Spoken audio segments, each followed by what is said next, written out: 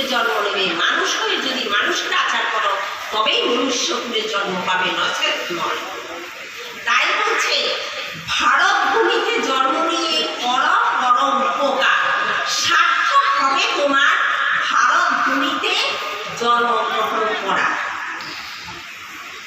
একমাত্র ভারত ভূমি হলো মুনি ঋষিদের দেশ, যেই দেশে সমস্ত পৃথিবীর দেশ আসে নবদ্বীপে একটু গোবিন্দকে দর্শন করার জন্য, একটু গৌরকে দর্শন করার জন্য, এবং একটু নবদ্বীপে স্নান করার জন্য সুরধনীতে, এবং একটু কৃষ্ণ কথা। তাহলে বলছে কলিযুগে হলো না প্রেম ভক্তি।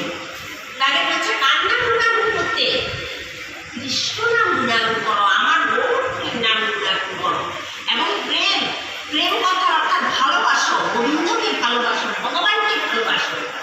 ভগবানকে ভালোবাসলে ভগবান কৃপা করে তার চরণে আশ্রয় দেবে, তুমি এই ভব সংসার থেকে তুমি মুক্তি পাবে এবং তুমি পরলোকে যেতে পারবে ভালোভাবে। জয় জয় নিতাই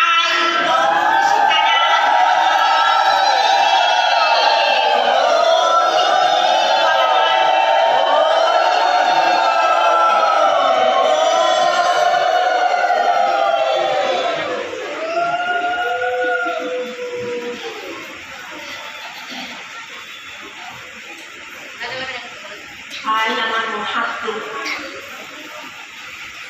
কলিযুগ জীবের জন্যই নাম সংকীর্তন নিয়ে এসছেন।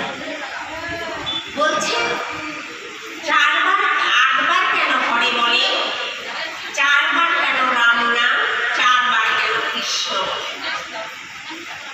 বলছেন রাধারানী গোবিন্দের মন হরণ করেছিলেন এবং গোবিন্দ রাধারানীর মন হরণ করেছিলেন, এবং 4 মাধুর্যতে আমার গোবিন্দ বশ।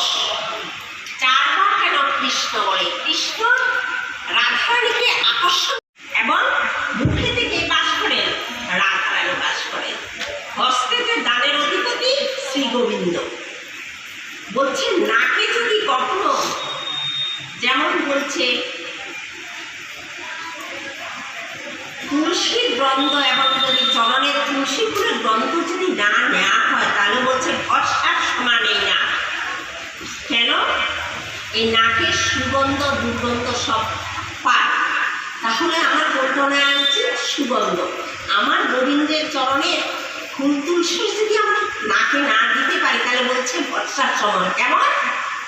কামারের দোকানে যে দুটো নাকের খুঁজুর মতন আছে, জাটাটা কলটা ভস্মাটা, সেটা আগুন নেয় এবং আগুন দান করে, তবে কামারের সেটা পিটনি হয়ে ঠিক হয়।